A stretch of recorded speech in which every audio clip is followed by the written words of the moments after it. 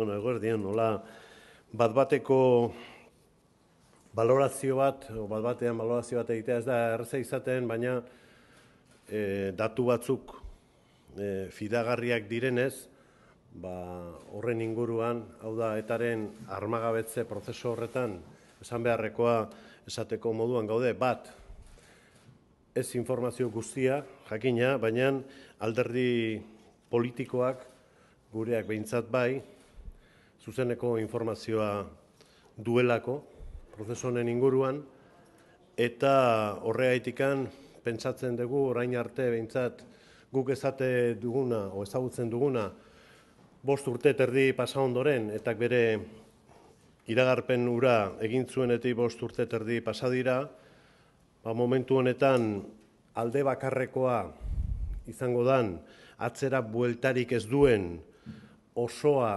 eta espero dezagun segurua izan daiteken armagabetze prozesu bat ematera doa, egitera doa eta erakundea.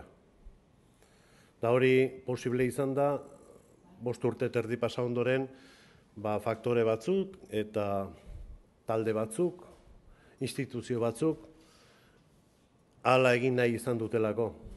Eta hori da azpimarratu beharko dena momentu honetan. Guretzako prozesu fidagarria da, eta benetan espero dugu segurua izatea, osoa, alde bakarrekoa eta atzera bueltaik ez duena. Hoi da balorazio positiboa, noski.